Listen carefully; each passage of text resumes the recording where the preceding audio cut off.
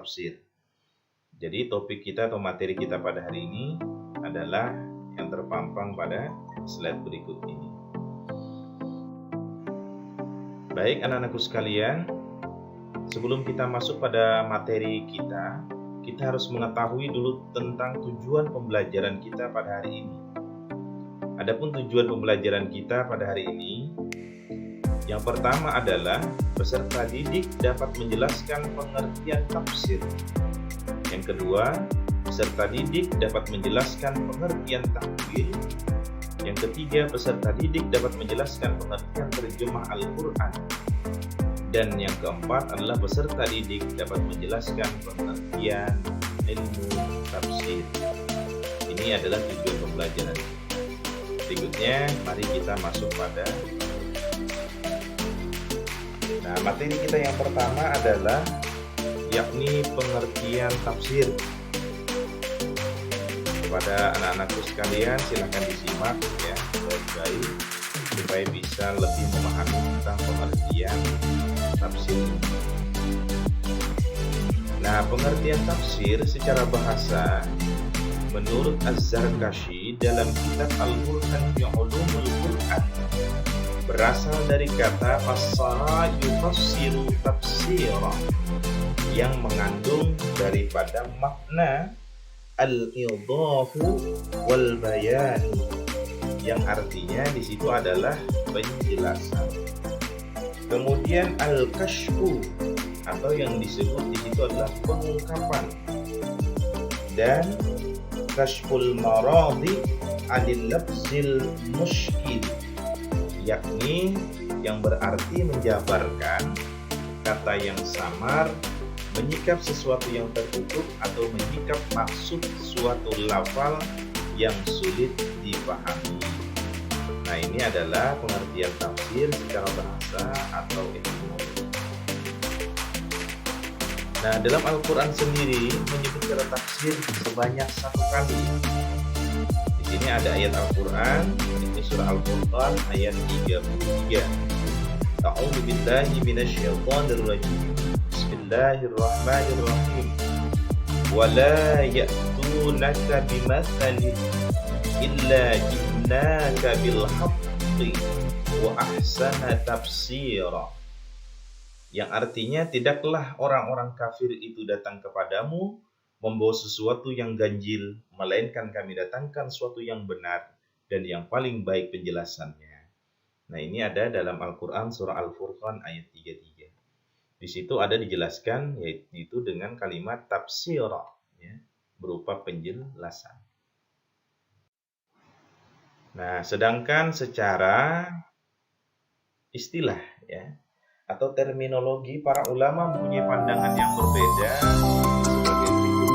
Jadi ada beberapa pandangan para ulama ini akan kalian simak. Nah, yang pertama di sini adalah yaitu menurut Al-Jazairi. Al-Jazairi yaitu seorang penulis at-tafsir al-Asy'ari. Beliau menerjemahkan tafsir itu adalah mensyaratkan lafaz yang sukar dipahami oleh pendengar dengan uraian yang menjelaskan maksudnya. Ini adalah menurut Al-Jazairi. Kemudian yang kedua, menurut Abdul Azim Az-Zarqani dalam kitab beliau Manahil Al-Irfan fi Ulumul Quran, beliau menerjemahkan tafsir adalah ilmu yang membahas Al-Quran dari segi pemahaman maknanya sesuai yang dikehendaki Allah Subhanahu wa Ta'ala menurut kadar kemampuan manusia.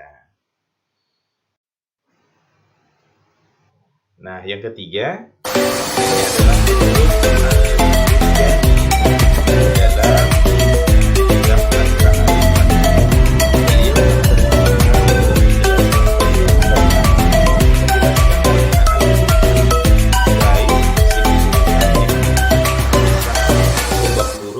asbabun nuzul dengan mengemukakan kalimat yang menunjukkan pada makna secara zahir ya, atau yang disebut dengan terang.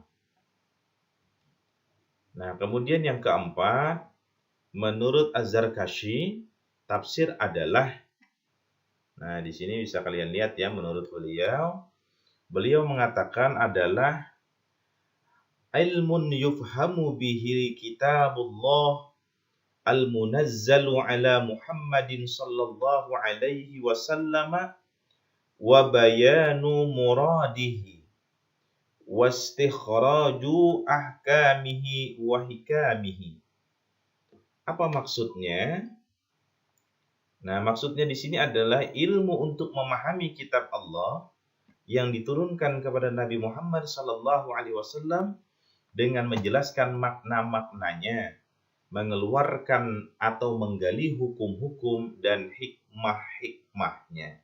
Nah, ini adalah pengertian tafsir secara etimologi menurut pendapat atau pandangan daripada para ulama. Baik, sekarang yang kedua adalah kita masuk kepada pengertian takwil. Nah, takwil secara etimologi atau logawi atau yang disebut dengan bahasa adalah ar-raj'u, ya, yakni kembali atau mengembalikan, atau yang disebut dengan as-siyasatu atau mensiasati, dan al-mailu. Jadi al-mailu di sini maksudnya adalah memalingkan.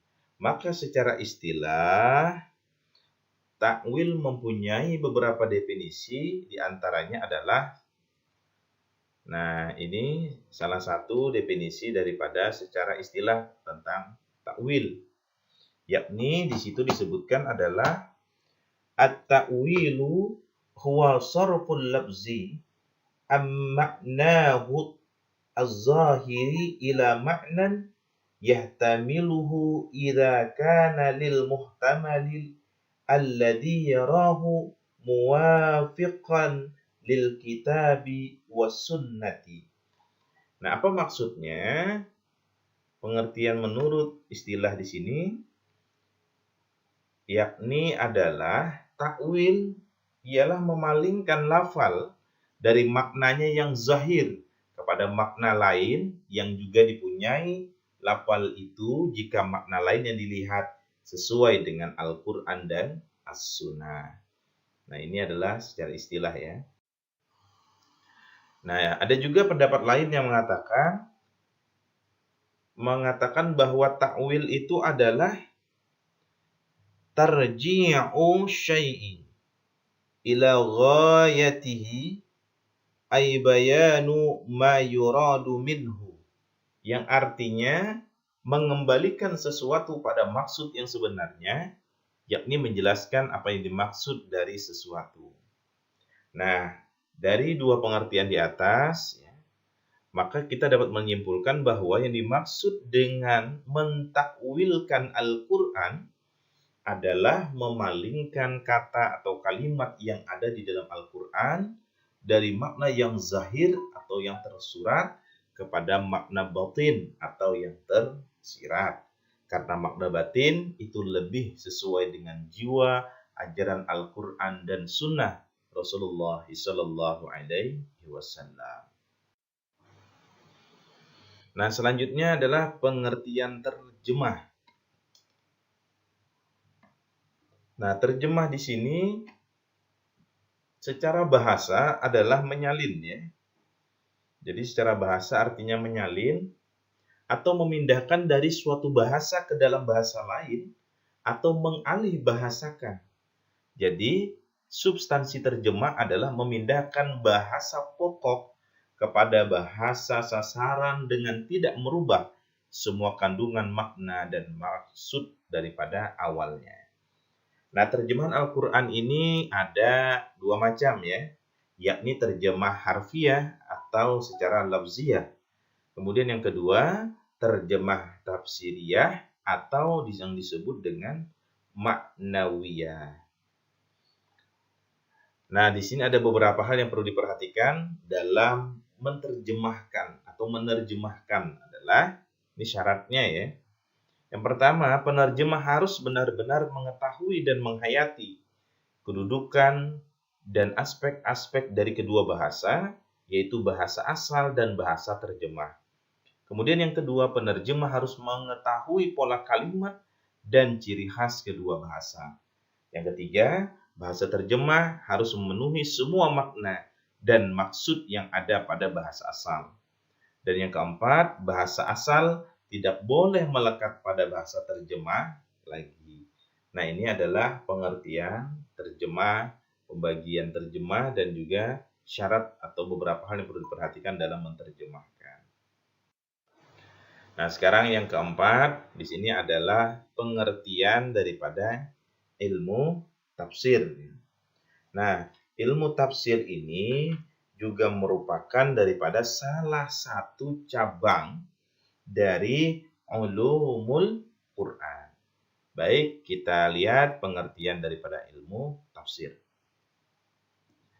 Nah, menurut Hasbi As-Siddiqi, ilmu tafsir adalah ilmu yang menerangkan tentang hal nuzulul ayat atau turunnya ayat, keadaan-keadaannya, kisah-kisahnya, sebab-sebab turunnya, tertib makiyah dan madaniyahnya, muhkam dan mutasyabihnya, mujmal dan mufasalnya, halal dan haramnya, wa'id dan wa'id, janji dan ancaman, dan amar atau sesuatu perbuatan yang senantiasa diperintahkan, dan nahi sesuatu yang dilarangnya, serta i'tibar dan amsalnya. Nah, ini pengertian daripada ilmu tafsir. Nah, sekarang kita harus mengetahui juga syarat-syarat menafsirkan Al-Quran bagi seorang mufassir, yaitu tidak sembarangan ya dalam mentafsirkan daripada Al-Quran. Yang pertama, dia berakidah yang benar. Kenapa? Karena akidah itu sangat-sangat mempengaruhi dalam setiap penafsiran. Nah, kemudian yang kedua, tidak menafsirkan dengan hawa nafsu. Apa maksudnya? Karena akan memenangkan pendapatnya sendiri tanpa melihat dalil yang ada. Jadi, tidak boleh mentafsirkan mengikuti daripada hawa nafsunya. Kemudian yang ketiga adalah mengurutkan referensi dalam menafsirkan. Nah, yaitu menafsirkan dengan Al-Quran, kemudian dengan As-Sunnah, perkataan para sahabat, lanjut lagi kepada para pendapat daripada tabi'in. Nah, itu namanya mengurutkan referensi dalam menafsirkan. Kemudian yang keempat, memiliki pemahaman yang mendalam. Nah, di sini agar bisa mengarahkan suatu makna atau menyimpulkan suatu hukum sesuai dengan dalil-dalil syariah atau dalil-dalil syar'i atau syariah ya, yang sesuai dengan hukum-hukumnya.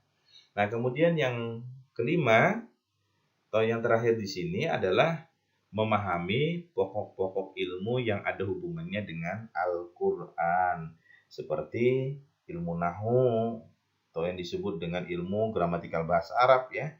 Kemudian al-istiqaq atau pecahan atau perubahan dari suatu kata kepada kata yang lain, kemudian al-ma'ani, al-bayan, al-badi, ilmu-ilmu qiraat, usul fiqh, asbabun nuzul, kisah-kisah ya, nasih dan mansukh dan lain sebagainya yang merupakan daripada unsur-unsur pokok dalam ilmu tafsir. Nah, anak-anakku sekalian, itu tadi pembelajaran kita pada hari ini berkenaan dengan pengertian tafsir, kemudian takwil, kemudian terjemah Al-Quran, dan juga ilmu